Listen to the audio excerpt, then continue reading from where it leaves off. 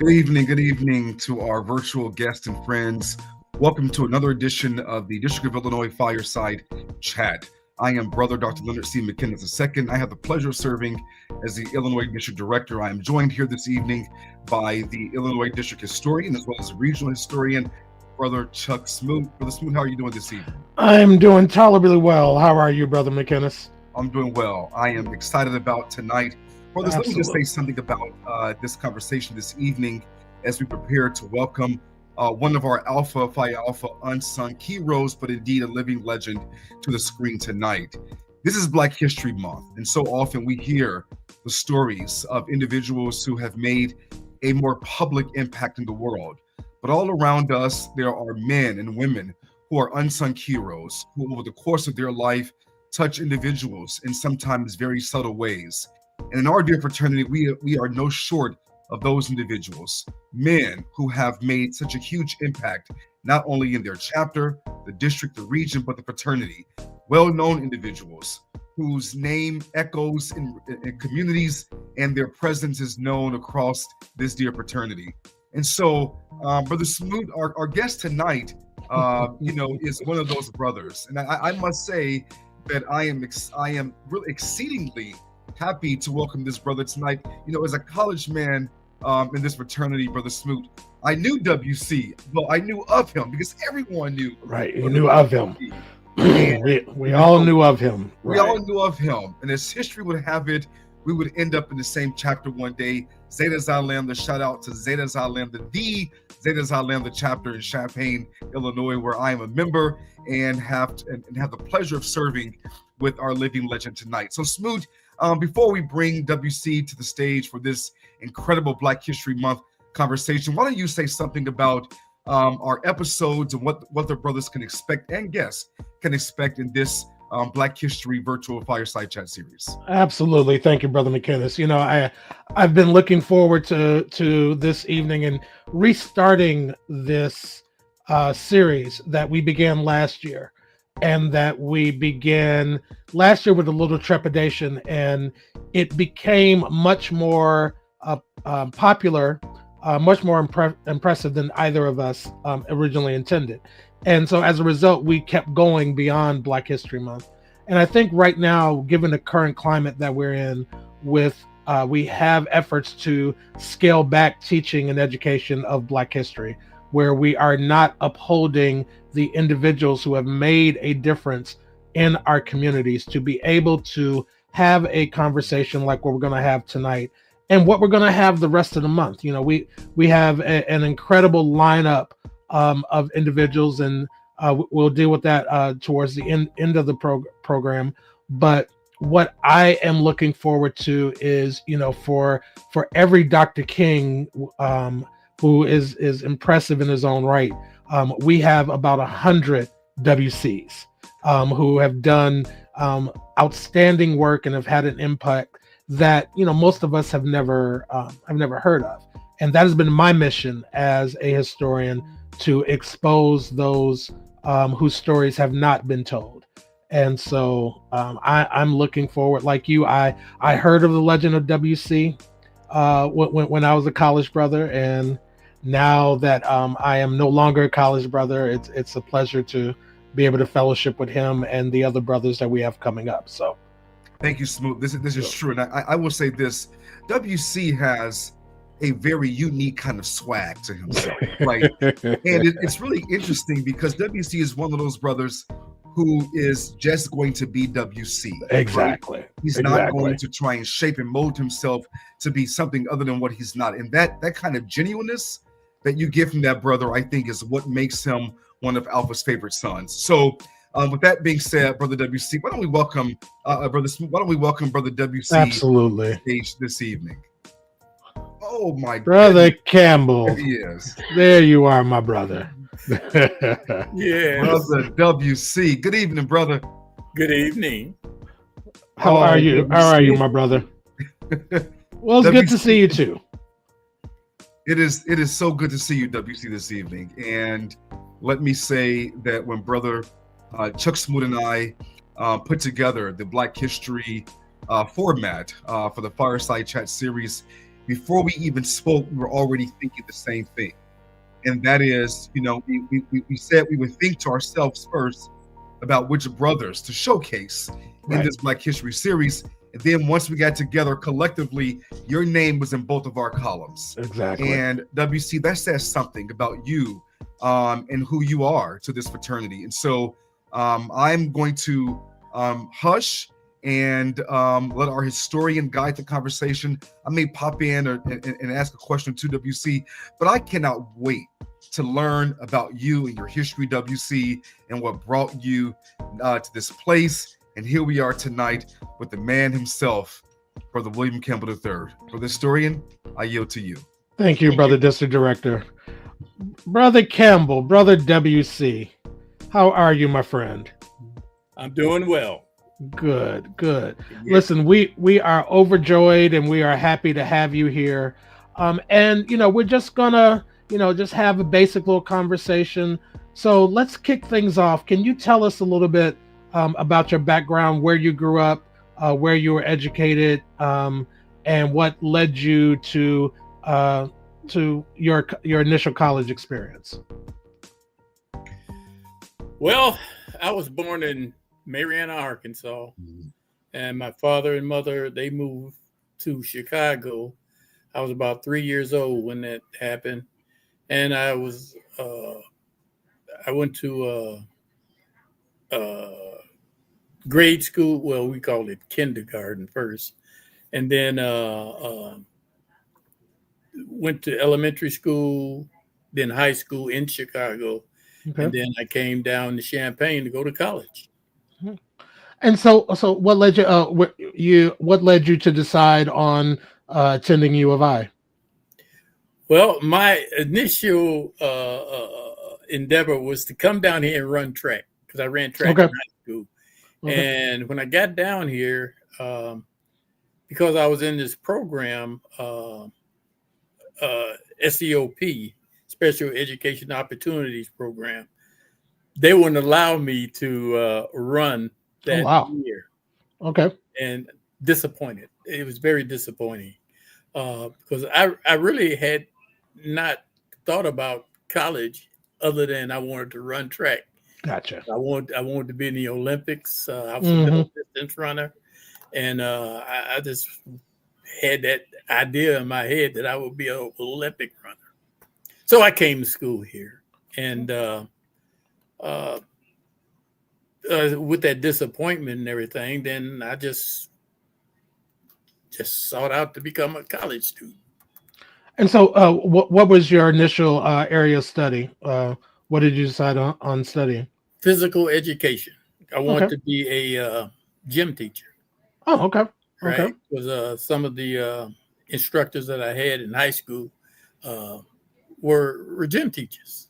Gotcha. So they were my. I admired them, and I wanted to be like them. So I mean, tell us a little bit about what the environment was like at U of I when you first got down there. Like, what types of things were you going on? I know it was like, post civil rights movement, but there were still a lot of things. Black Power movement, Black nationalism was very prevalent on a number of campuses. But what were the types of things that you saw and that you observed on campus that kind of resonated with you or spoke to you?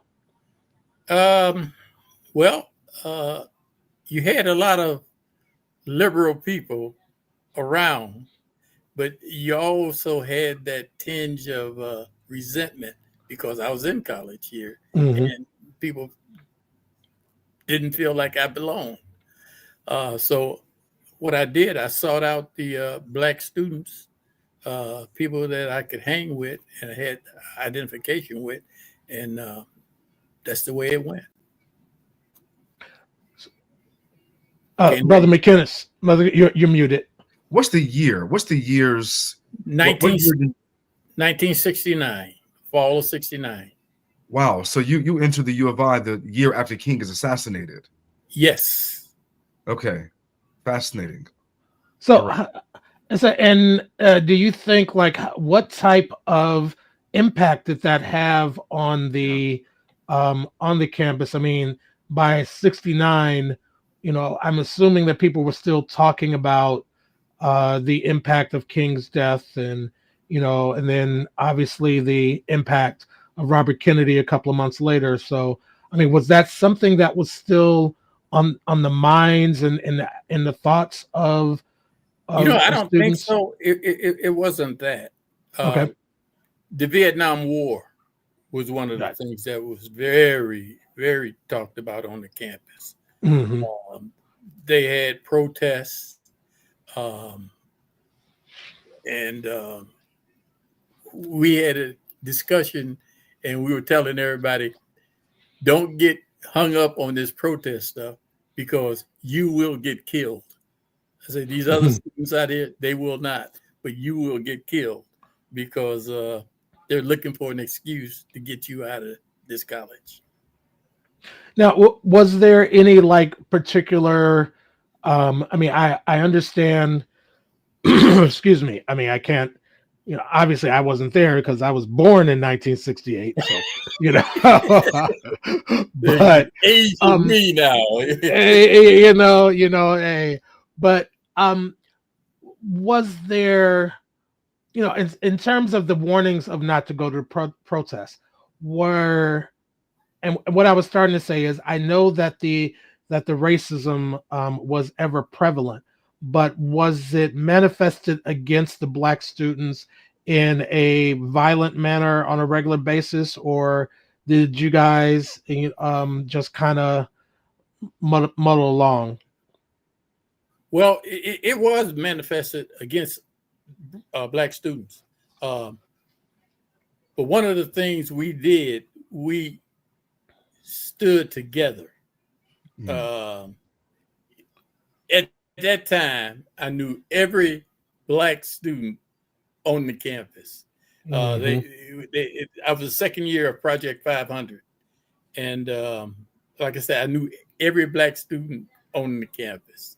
And when we saw each other, we always raised a fist to each other, and we partied together. We hung together.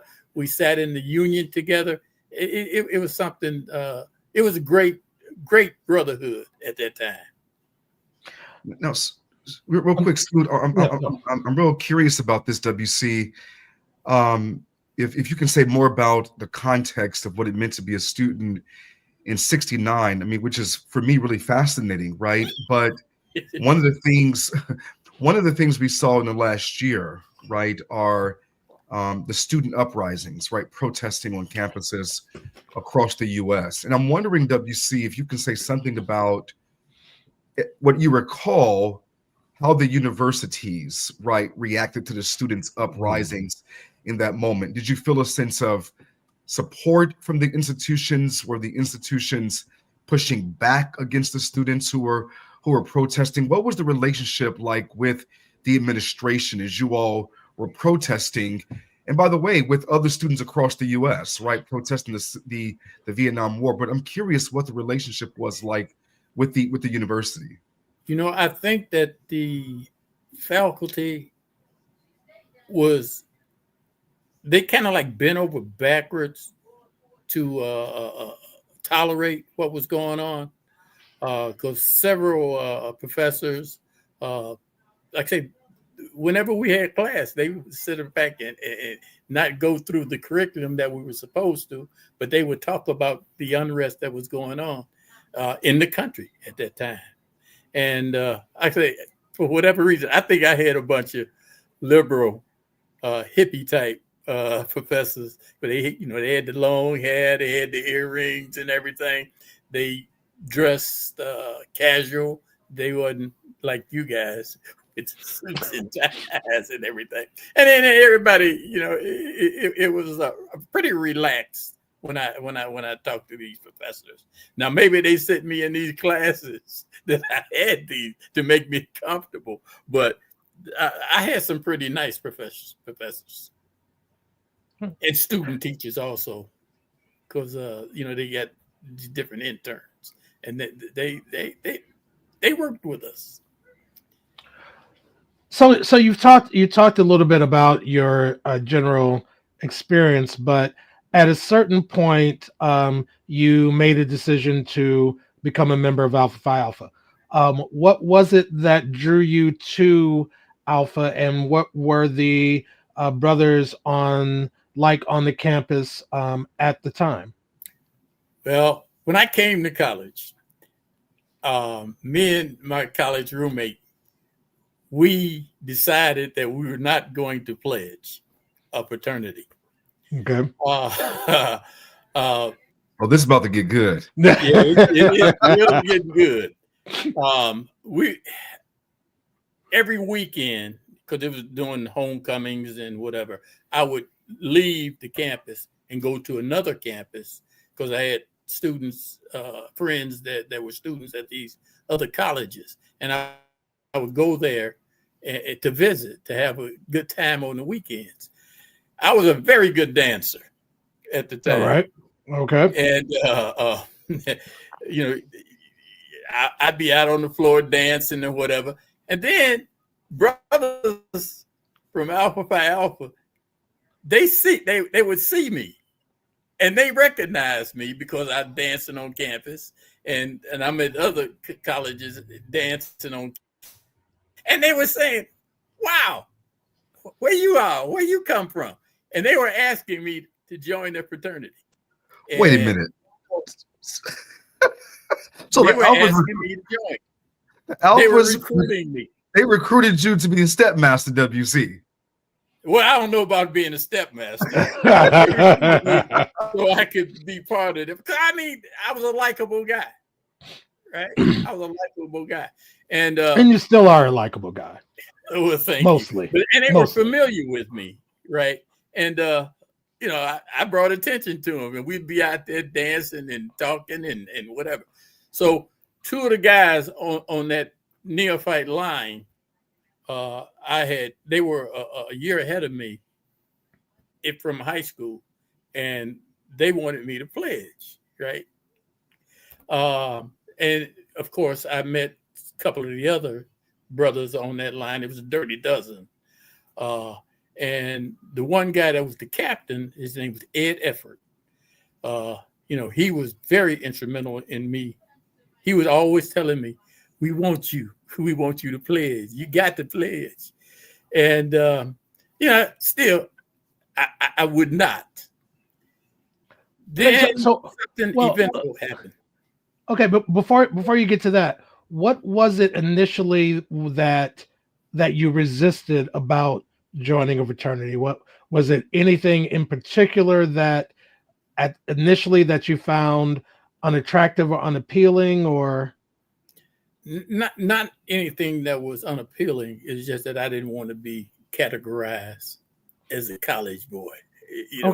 That whole experience. Gotcha. Right? So I looked at Dobie Gillis and all that other stuff that did, and I just wanted to go to school, run track, and become an Olympian. That was my idea. Right. So I didn't want to become a fraternity member. So something eventful happened. My best friend's brother, he was pledging, and we were up in DeKalb, Northern Illinois University, and a couple of guys kind of like fronted him off, and he was going to de-pledge. And I told him, I'm with you. Well, Ed Effort, Lawrence Cheney, they came in and to talk John out of de-pledging. And Ed told me, he said, "This is all your fault, WC." I said, my fault. You said if you was on the line, you could protect him. All right. So I thought about it, and we came back to the campus, and he looked me up. He said, "What are you going to do?"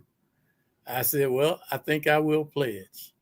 Right. And that was my introduction into the chapter, talk chapter. That is so fascinating. And WC, again, what year? I'm trying to keep a chronological 1969. Oh, this is your first year. My freshman year. So your freshman year is when the Alphas said, we need you Yes. because you can dance. Well, personality. Personality and you, Yeah. right. Okay. All right. And so what year did you come in that year as well? Yes. Your first semester of your My freshman first semester, and that was probably a mistake, but I did it. Wow. And we had like about 20 guys online, and I'd say at least half of us were freshmen. And how long was your pledge period? Well, my pledge period lasted a year. Okay. Okay. What happened was that first semester, I was doing so much, and I didn't make my grades. Okay. And so we decided that as a group, we decided we would continue pledging. And so we pledged that next semester, and we made our grades, and we waited until we had our initiation. And I got made into the fraternity September 25th, 1970. Okay. All right. And so what was it like, once you got initiated, got into the fraternity, again, with a lot of things that were going on in the culture and the time, and, things that were happening, going back and forth. I'm sure you all came up to Chicago every now and then to visit. We love going to Chicago. Theta chapter at that time was the chapter of the entire United States. It was the biggest chapter. Wait, can you say that again for Brother McKinnis? The biggest chapter of the United States. It was large, and everybody during the spring break, the fall break, the summer, everybody went to the Alpha House and hung out, show your letters, and just socialize with everybody. Great time, super time. And so you kind of dovetail into one question I want to ask. I was initiated. You're from Yes, Theta. sir. Of course. Theta 87. I was made in the house. Okay. Okay. And so I know, for me, I have a lot of cherished memories, even though I only had the house for a couple of years. Yes. Still very, very near and dear to my heart. But can you talk a little bit about, because I think one of the misconceptions about 4432 King Drive is that it was just a frat house. And, honestly, it was a lot more. So yes, it was. Can you talk a little bit about the overall impact of the fraternity house and how brothers, interacted with the house? Well, brothers really interacted with the house quite a bit. I met several people on other campuses who had nothing to do with the fraternity, but would go to the fraternity on the weekends, and they had different programs to help to teach them reading and all that. And when they found out I was an Alpha, they said, "The Alpha House." I said, you are part of that fraternity. And they would tell me that, the things that they had done for them growing up and everything. And they said they never put it together as to the fraternity and who could be a part of the fraternity. This is really good. Smoot, can I hop in real quick? Please do. Let me see. This is so fascinating. Let me say that. Mm-hmm. I'm wondering, WC, because of the legacy that you bring to this conversation, oftentimes there's a question about, what is the real impact or the relevancy of Black Greek letter organizations, especially in the contemporary world. Talk about, for you as a 60s, 70s Alpha, what would you say was the greatest contribution of the fraternity in those earlier days? What was the fraternity doing that was so impactful that led those young men to say, "Oh, you're with that fraternity"? What was the impact? The impact to me, it was something that as they taught us our legacy. And it was kind of like great that I followed in these people's footsteps. We talked about Dr. King, Thurgood Marshall, and it made you want to be like them, right? Mm-hmm. So the paternity, it really worked for me throughout my entire life. I was working at a factory, Kraft Foods, and I was at one of our conventions, and I saw one of the brothers that was on the Dirty Dozen, the line that I pledged under. He was there, and I hadn't seen him at any of the functions, because I go to the caucuses and whatever, and I didn't see him. And I said, "When did you get here?" I said, "And we ain't seen you." He told me I was not here for the convention, but I was here to take a test for the state police. We talked about it, and that next day, I went down and I got a pick card and applied for the state police. Had I not seen my alpha brother there, I don't think I would have become a police officer, right? He was the one that told me all about it and everything, and I followed in. And even when I was at Kraft, I met people who were fraternity brothers, and they helped guide me through my career there. And that's actually perfect, because I literally was just about to ask you about what got you into becoming a police officer. And so, you deal with that a little bit, but I mean, I'm sure like myself, Brother McKinnis knows a lot of brothers and other people who are law enforcement officers. Mm-hmm. And I just think looking to become a law enforcement officer in the early 70s, I just have to imagine that was another mountain to climb, and that there were a number of obstacles that were thrown your way. How did you navigate that in terms of becoming law enforcement, state trooper in Illinois in that type of climate? Well, the one this brother I was talking about, he's in Omega chapter now. His name Walt Smith.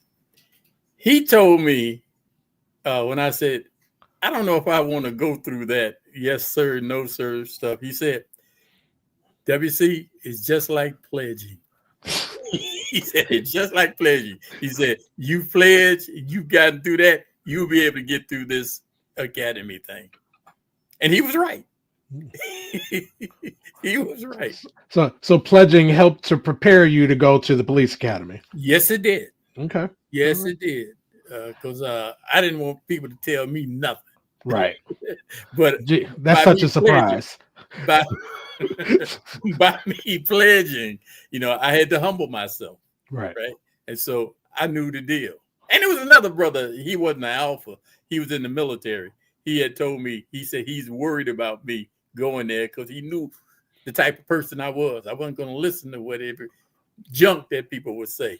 And he said, I surprised him. And it was directly because I pledged. And so how were you received when you became a trooper? Like, did you have problems with, some of the others who did not respect you as a black man? Oh yeah, as a black man with a badge. Oh yeah, I got beefs throughout my career. I've stopped people, and they're looking at, what am I stopping them for? And I do my enforcement on them, and of course they call down to the post and everything, and beef me, saying that I had no right to stop them and whatever. And this one guy. And I remember this so distinct.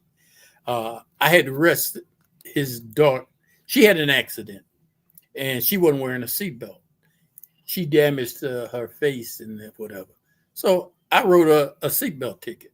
I didn't do any other enforcement on her. The daddy called down to the post, and he said to my sergeant,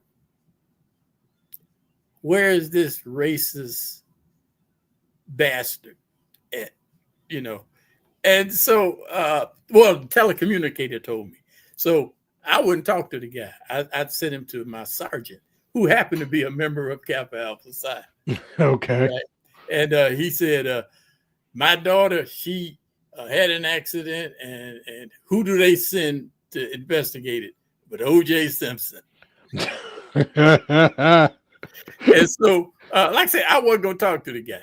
And so what they changed tactics. They send the mother to the phone, and I talked to the mother, and I told her I'll review what I had done. I wasn't going to change anything because I know what the deal was, and they had made all these racial comments about me as a selective enforcement or whatever. And, and I told my bosses at the time, I said, she did this. She didn't do what she was supposed to, and I wrote her. And so I didn't have any complaints from my sergeants or whatever. It was a done deal. But that wasn't the only time I got beef by the public. And when I say public, I'm saying the white public. Right. I said, but, I learned to deal with that too. Meet with triumph and disaster and treat those two imposters just the same. So I'm assuming that, at the time that you became a trooper, and at least for your first few years, that there were not a lot of blacks that were involved on the trooper that were part of the state troopers. Right. And so how was that for you in terms of interacting with other blacks who were troopers, or just dealing with blacks? I mean, I don't know if it just seems that, throughout history, sometimes we've always had a little bit of a mistrust for police, even from our own community. And so I'm wondering how you navigated that aspect of being a black man in a situation where, there is a dearth of other black faces, either supportive or as comrades, and how you were able to navigate that. Well, one of the things when I went to the academy, we had to take tests, and I took a test, and I was in the 89 to 95 percentile in my score. Okay. And while we were in the academy, had all these other people in there, and they, like I said, they felt I wasn't supposed to be there. Well, I scored higher on the test than they did, right? And so when they called me in order. They called me, woke me up to tell me that I was accepted to the academy. And like I say, when I found out that I had scored higher than these guys, right, and it didn't go along too well with them. I'm sure. But I did my thing and went through the academy, graduated, and got the district of my choice. So I came back to Champaign. And when I got to Champaign, all the new alphas and everything, they had met me. I was at a restaurant, and we had a line that crossed. They came in wearing their letters and everything, and I'm sitting there with all these other cops, right? And I looked up and I saw all these young alphas. So I hollered out, "Goodwill is the monarch of this house. Men unacquainted enter, shake hands, exchange greeting, and depart friends." Well, quite naturally, all these guys, it's about 10 of them, they all came up to me and everything to find out who I was, shaking my hand and everything. And it was kind of rewarding. And everybody was wondering, who is this guy? But that was something to behold. And matter of fact, one of the guys that came up to me that night, his son just crossed at Tall Chapter. Is that Dale? Dale. Yep. Oh, wow. Dale. Okay. Dale, yeah. He crossed. Now, WC, you're a charter member of ZXL, yeah? Yes, I am. Let's back this up. Yeah. Talk about that. At first, we had a chapter here, Omicron Lambda Beta, and it kind of like went defunct. And then, So can you, but before you go on, because I'm glad you brought that up, and I wanted to explicitly ask about Omicron Lambda Beta for those who may not be aware. Omicron Lambda Beta was the fraternity's second intermediate chapter, the second Yes. and last Yes. intermediate chapter. The other one, Omicron Lambda Alpha, is located in Washington D.C. So, and I wanted to actually ask you about your experience with that chapter, because the intermediate chapters is something that a lot of brothers don't really know about or understand. And I had the pleasure of talking to you about that when I was writing my book, and so that helped me understand it a little more. But if you could talk a little bit about what that chapter was like and what the purpose of the intermediate chapters were at the time. Well, the chapter I do believe started around the time when the Tuskegee Airmen were at Chanute Air Force Base, right? Mm-hmm. You had a bunch of people who had gone to college and joined the military, and they wanted to stay involved with the fraternity. And then you had people like me who had dropped out of college, and they wanted to keep us involved in the fraternity. And so I was able to join the Omicron Lambda Beta intermediate chapter, even though I didn't have a degree, right? So I was able. And a lot of these guys in the chapter, they were professors. They were people like me who had dropped out. And, to get me engaged, stay engaged with the fraternity. And it was pretty rewarding because they accepted me. I was a young blood, and they accepted me. And of course, I forget what was his name. It was a couple of professors here, and it was Perkins, Jess Perkins. He had worked with the university and everything, and he was the one. He just put his arms around me and just guided me through the fraternity, the chapter, and everything. So it was rewarding to see all these different people. Well, after that, like I say, after it went defunct and everything, and I had experience with Xi Lambda, experience with IDL. Mm-hmm. Not so much with Theta Mu Lambda, although I had brothers that was in there, but it was a lot of travel. Right. And I just couldn't do all that traveling back to work with the programs that they were doing. And Arthur Cooper, Shafe Smith, well, actually it was Arthur Cooper. He called me up and he said, look, we're going to start a chapter down here. He said, are you engaged? Are you want to be? I said, I'm in. Sign me up. Shafe Smith, he brought the paperwork, dropped it off at my house one morning because I was working the midnight shift. And so he came by the house and dropped the paperwork off, and I signed up and everything. And we became charter members of the chapter. So what was it? Recharter, let me say recharter. Recharter. But yeah, because the chapter was located somewhere else first, in Evanston. Right? It was in Evanston. Right. Now I remember that. Now we have a chapter in Evanston. Yes. And the thing about it, they started the chapter right after we got our charter.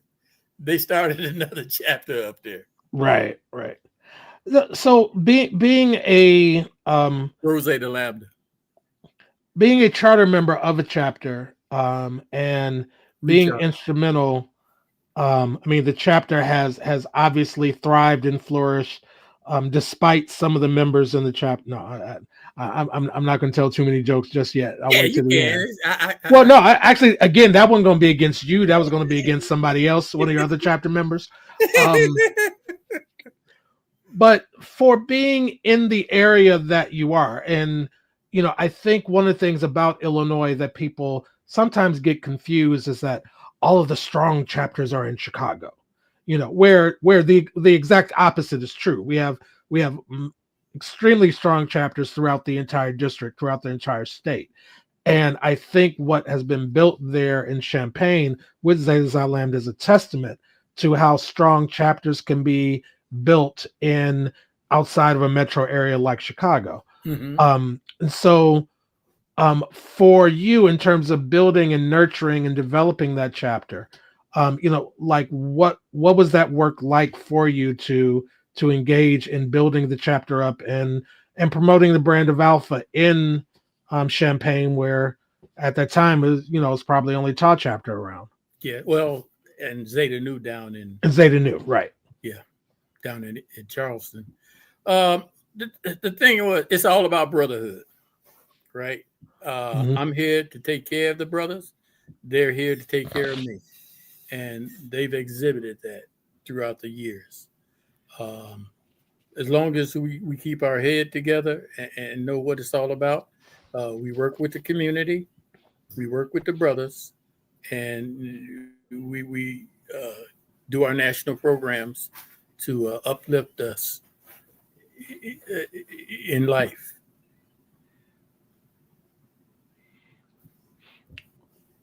So, one of the things about you, Brother WC, is that you have a reputation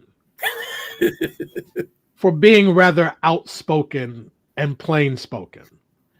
And it is a trait of yours that I've always admired and respected, because if you're talking to WC, he's going to shoot it straight. And because even when you're correcting brothers, you do it in such a way that is direct but unoffensive, in my experience with you. So I can't speak for everyone, but this has been my experience with you.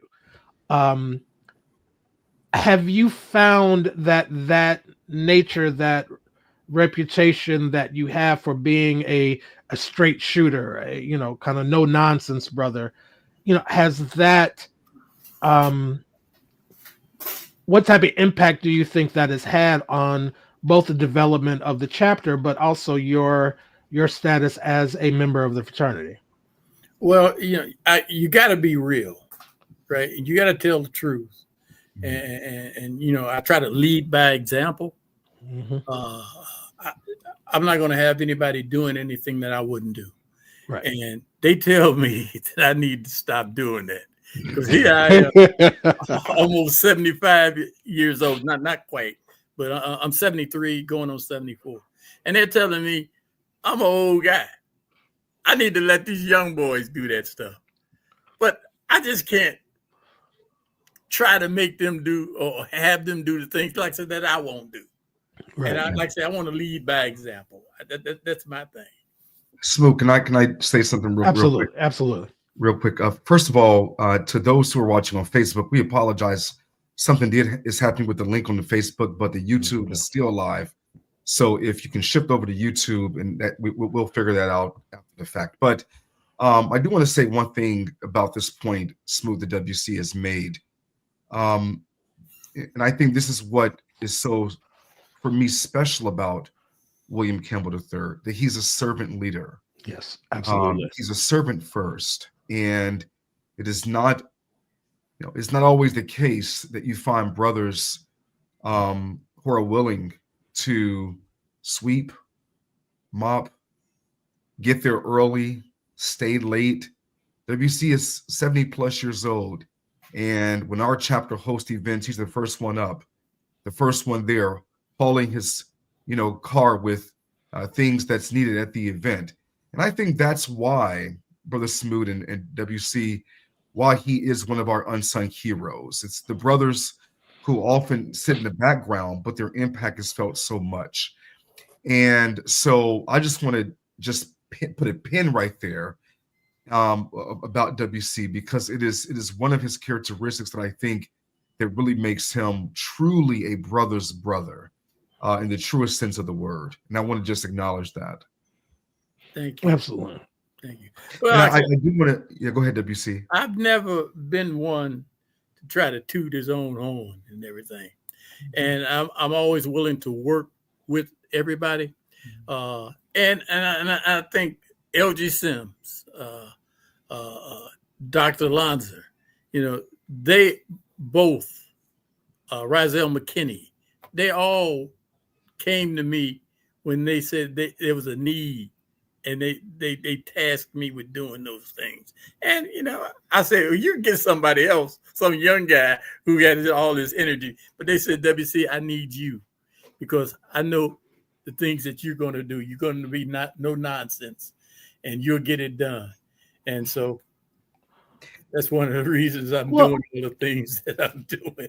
And I think the other thing, just real quick before you pipe in, Brother McKinnis, is what I've observed is that you're consistent, and that consistency of thought, word, and deed is inspiring to other brothers who are coming behind you, because that's behavior that we kind of look to model with other things Brother McKinnis said and what you just said. But being consistent goes a long way, and it really does, Smoot. And just really quick, we have about 9 minutes left. But WC, one of the things I would love to hear, if you can, talk very briefly about,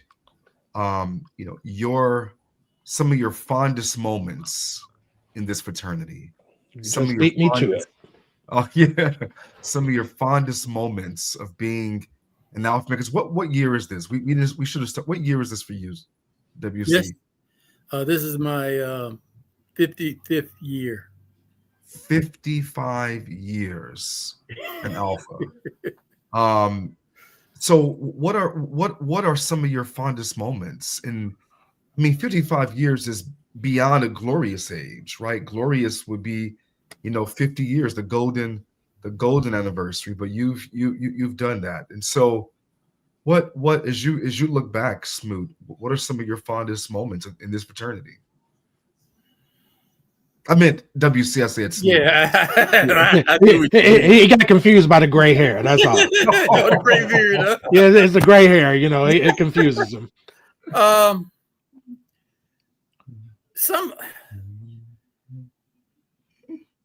I'm trying to think back. I was somewhere, and I heard this guy talking, and he was saying something about University of Illinois. He said, if you ever get down there, meet up with this guy named WC. And I was in the airport and sitting up there waiting to get on the plane. He said, he was talking to the guy. He said, if you ever get down there, hook up with this guy named WC. And of course, I heard this and I turned to him. I said, WC, you talking about this guy named William Campbell? He said, yes. I said, do you know that that's me? So it let me. And then there was another incident that happened. One of these tall brothers here, he was in some kind of workshop. They were doing some kind of skit in at Yale University. One of the guys I had pledged with, he was a professor there. He asked this brother, he said, do you know this guy? No, he had said, do you know, because the guy had explained he was an alpha from Tall Chapter. Perked up, right? So he said, do you know a guy named William Campbell? And he said, everybody know WC.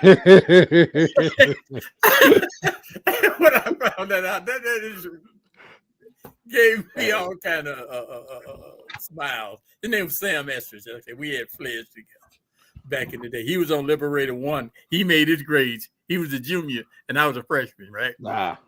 And so Liberator Part 1, Liberator Part 2. That's what I was with. And so, of course, I had tried to contact him through LinkedIn and all this other stuff. But then I got his number, and we talked, and now we talk all the time. But those are some of the rewarding things that's happened to me that I remember. I'll always remember. So let me, as we get ready to wind up, one of the last questions I actually want to ask is, given with your time in the fraternity, I know you have interacted with some giants, with Yes. some of the stalwart individuals. So my second to last question, can you talk about a couple of the significant figures in the fraternity or out of fraternity that you met as a result of your activities within the fraternity, and what type of impact that they made on you? Coleman Conley. I met him when I was a neophyte, and Okay. they were having they was having an induction of a line, and him and Tommy Peoples, they was characters and everything. But I met Coleman, and me and Coleman were very good friends from then on. Right? Okay. I saw one of the jewels at a convention the last one before he passed. That would have been Joel Henry Arthakalis. Yes, it was Joel Henry Arthakalis. You were hanging out with Callis. Yeah, so to speak. Now, everybody had, and I didn't know this, but I didn't know he would be there, and I should have had my history book, because everybody was running up there to get their history book signed. And of course, I didn't have my history book. And I said, well, I don't think I need to be bothering him. All these people and everything. Now, he probably would have loved it, but I didn't take the time to go and shake his hand, press flesh with him. But yeah. And I wish I had done that. But so my final question for you is, as we've talked, you've been in the fraternity for 55 years. You have served in a number of capacities. You've been an alumni advisor, you've been an area director, you have been a chief dean. You've done so much in the fraternity. What is it about Alpha that keeps you active and keeps you coming back? Why do you, why are you still hanging out? Well, I still want to pay it forward. And, I really believed those things I said during my induction. Alpha Phi Alpha, I love you. Alpha Phi Alpha, I will always love you. That's my favorite. And like I say, I believe those words. And I will always do that for the fraternity. It's helped me throughout my life. My adult life. Right. I didn't have it when I first started, but it's helped me throughout my adult life. And I believe those things. Real quick, WC, that is, I will say this, that is my favorite line to say whenever I'm speaking. Alpha Phi Alpha, I love you. I will always love you. And it is such a meaningful expression. Real quick, WC, just a couple of lightning questions. Don't think too hard. Okay. What's your favorite Alpha poem? The House of Alpha. House of Alpha. Why is that? Because it takes my whole life. My whole life. And that and if. That and if. Because favorite menu favorite item from the menu.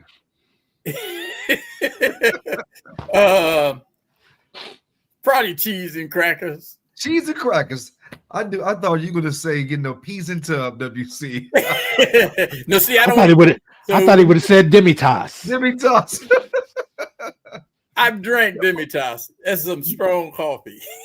No, wait. No, wait. Let me ask one quick question. Did you drink? Did you do Key Alpha? Yes. After you got initiated. Yes. You did Key Alpha. Yes. Okay. And all right. Everybody on my line, it was 7 of us.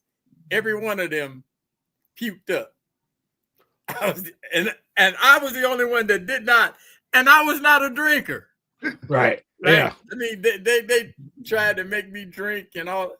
I didn't do that stuff. That was not in my repertoire. I wouldn't have drank it, but I drank it and I didn't throw up. Okay. We I still got 1 my minute. bottle. We got 1 minute left. WC, what is your favorite Alpha chant?